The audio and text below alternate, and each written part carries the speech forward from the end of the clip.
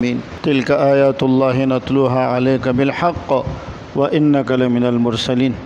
2 دن پہلے ایک فلسطینی بھائی کی طرف سے مسلمانوں سے اپیل کی گئی تھی، وہ جو میں نے دیکھا تو مجھے بہت زیادہ افسوس آیا، رونا آیا۔ اس نے کہا مسلمانوں ہم تم سے زیادہ کچھ نہیں مانگتے، خدا کے لیے ہمیں ایک بالٹی پانی دے دو۔ اگر تم ایک بالٹی پانی دے دو اور ہم اسے اسرائیل پر بہا دیں تو یہ اتنا بڑا سمندر ہو جائے گا کہ اگلے جمعہ پھر ہمارے ساتھ بیت المقدس میں پڑھنا۔ آپ اپنی تاریخ کو دیکھیں، ہم مسلمان دہشت گرد کے نام سے مشہور ہے۔ ہم نے کیا دہشت گردی کی ہے؟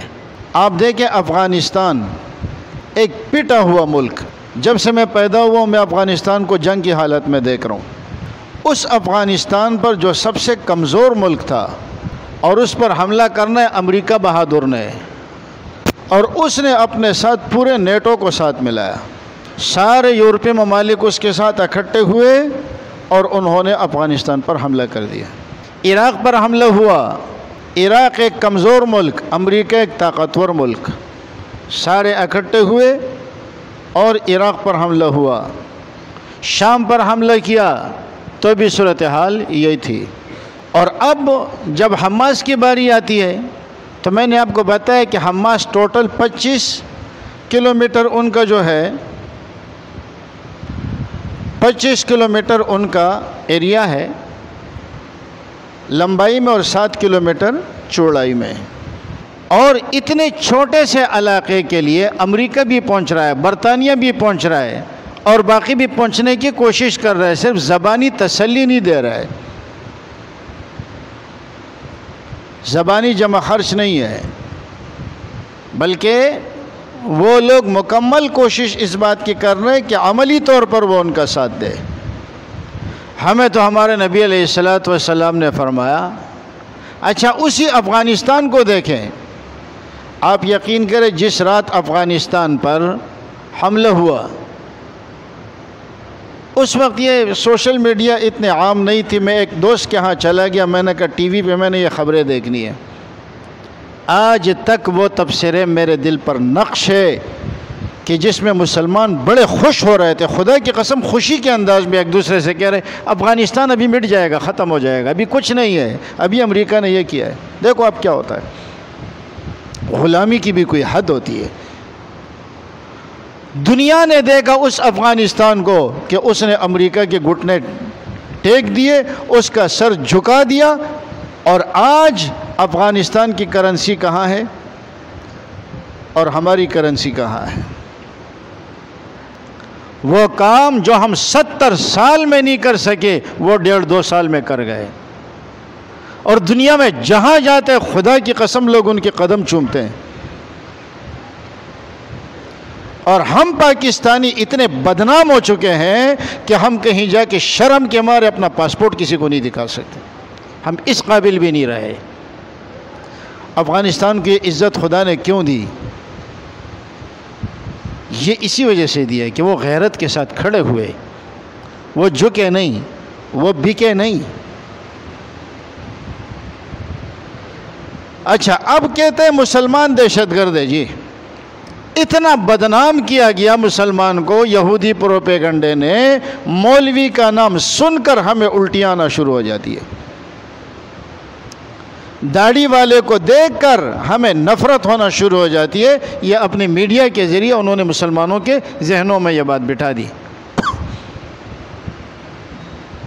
اور ساری دنیا جی دہشت گردی کا خاتمہ کیا جائے، نام دہشت گردی کا ہے لیکن اصل مقصد کیا ہے کہ مسلمانوں کا خاتمہ کیا جائے۔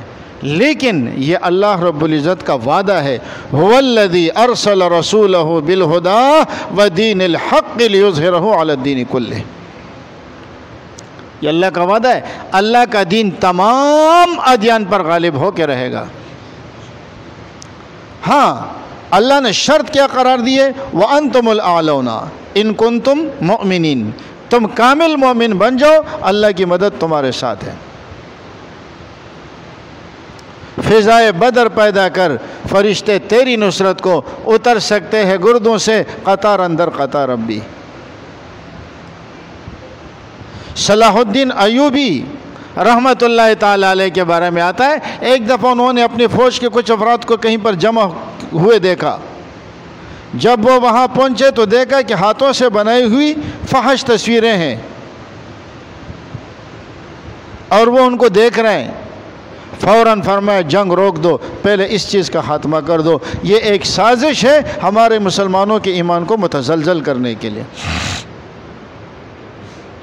مسلمانوں کے ساتھ وعدہ تب ہے جب وہ کامل مومن بنیں گے، کامل مومن نہیں بنے گا، کافر کو بغیر کسی وعدے اور بغیر کسی شرط کے دے دیتے۔ آپ باہر سے گوشت لاتے، اپنے بچے سے کہتے بیٹا یہ گوشت کھا لو، بڑا اچھا ہے، بڑا تازہ ہے، اتنے کا کلو ہے، بڑا نرم ہے، فلاں فلاں فلاں بکرے کا ہے۔ جب وہ نہیں کہا تو آپ اس کو اٹھا کے کتے کے آگے ڈال دیتے۔ بچے کو فضائل بیان کرتے ہیں، لیکن جب کتے کو دیکھتے ہیں تو اس کو یہ نہیں کہتے کہ جی اسے ایسا ہے ایسا ہے ایسا ہے۔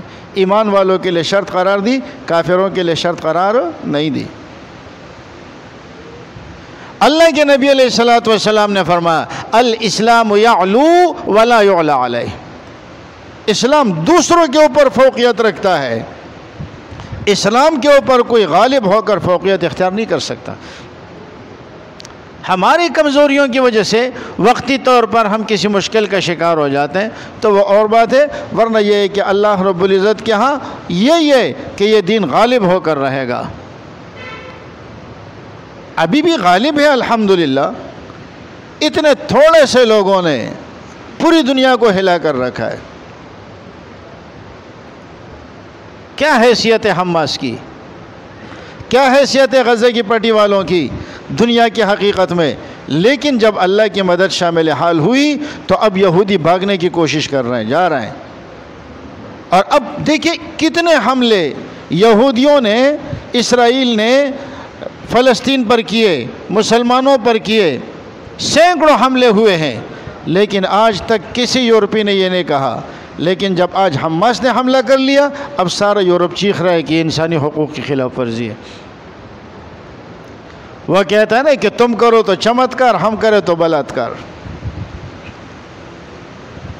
مسلمانوں کے خلاف وہ تو چمتکار بن جاتا ہے، لیکن جب ان بدبختوں کے خلاف کوئی اٹھتا ہے تو پھر وہ بلاತ್ಕಾರ بن جاتا ہے۔ یہ دوہرا معیار ہے مسلمانوں کے ساتھ، اور مسلمان اپنے عیاشیوں میں لگے ہوئے اپنی اپنی حکومتوں کو بچانے کے چکر میں کسی طریقے سے میری کرسی کو نقصان نہ پہنچ جائے۔ نبی علیہ السلام نے فرمایا مسلمانوں کی مثال ایک بدن کی ہے، اذا اشتکا رأسہ اشتکا کلہ واذا اشتکا عینہ اشتکا کلہ۔ مسلمان ایک بدن کی ہے۔ اب ایک بدن کے مختلف اعضاء ہے، سر ہے، آنکھیں ہے، پاؤں ہے، ہاتھ ہے، اگر کسی ایک عضو کو نقصان ہو جائے تو پھر دوسرا عضو بھی کیا ہو جاتا ہے، وہ تکلیف میں رہتا ہے۔ مثال کے طور پر آپ کے آنکھ میں تکلیف ہے اور آپ کو کوئی آ کے کہتا ہے کہ چلو بحریہ ٹاؤن گھومنے کے لیے چلتے ہیں، آپ کیا کہیں گے؟ میں بیمار ہوں۔ یا آپ کے کان میں تکلیف ہے، آپ کہیں جی مجھے تکلیف ہے میں نہیں جا سکتا، تو وہ کہے گا آپ نے تو پاؤں سے چلنا ہے، آنکھوں سے دیکھنے، تکلیف تو کان میں ہے۔ لیکن جب کان میں تکلیف ہوگی نا تو پورا بدن اس کا ساتھ دے گا، پھر کھانے میں بھی مزہ نہیں آئے گا، دیکھنے میں بھی مزہ نہیں آئے گا، چلنے میں بھی مزہ نہیں آئے گا، اور آپ یعنی کہ اس ایک کے ساتھ پورا بدن مشغول ہو جاتا ہے۔ تو مسلمان کی شان یہ ہے کہ مسلمان ایک بدن ہے، اور یہ جو افراد ہیں یہ اس ایک بدن کے مختلف اجزاء ہیں۔ وہ تھا محمد بن قاسم جو ایک بچی کی پکار پر آیا اور سندھ فتح کر کے چلا گیا۔ مسلمانوں کی شان یہ ہونی چاہیے، جہاں ایک مسلمان پر کوئی تکلیف ہو تو سارے مسلمان اس کے لیے تڑپ اٹھے، سارے مسلمانوں کے جذبات ان کے ساتھ ہوں، سارے مسلمانوں کا مدد اور تعاون ان کے ساتھ ہو۔ اب آپ خود دیکھیں یہودیوں سے ہمارا کیا اختلاف ہے؟ آپ لوگ مجھے ایمان سے بتائیں، آپ لوگ موسیٰ علیہ السلام کو مانتے نہیں مانتے؟ بولے بولے، سب مانتے ہیں نا، سارے موسیٰ علیہ السلام کو مانتے ہیں۔ اگر کوئی موسیٰ علیہ السلام کی توہین کرے آپ اسے مسلمان سمجھتے ہیں؟ آپ لوگ تورات کو اللہ کی کتاب مانتے نہیں مانتے؟ تحریف کی ہے وہ اور چیزیں، لیکن کتاب کو تو مانتا ہے نا۔ اگر کوئی شخص کہے کہ میں قرآن کو مانتا ہوں، تورات کو سرے سے مانتا ہی نہیں ہوں، وہ مسلمان ہو سکتا ہے؟ ہم اس تحریف کا انکار ضرور کریں گے جو ان لوگوں نے کیا ہے، لیکن تورات کا انکار نہیں کریں گے۔ میں تو تیرے نبی کو بھی مانتا ہوں، میں تو تیرے کتاب کو بھی مانتا ہوں، میں تو تیرے قبلے کو بھی مانتا ہوں، میں تو تیرے مذہب کا بھی احترام کرتا ہوں۔ جو تیرے نبی اور تیری کتاب کو نہ مانے میں اسے مسلمان ہی نہیں سمجھتا۔ تو نہ میرے نبی کو مانتا ہے، نہ میری کتاب کو مانتا ہے، نہ میرے قبلے کو مانتا ہے، تو دہشت گرد تو ہے یا میں ہوں؟ لیکن لیبل ہمیشہ مسلمانوں کے اوپر لگتا ہے۔ اللہ ہماری مدد اور نصرت فرمائے۔ انشاءاللہ کل سے ہم قنوت نازلہ بھی فجر کی نماز میں شروع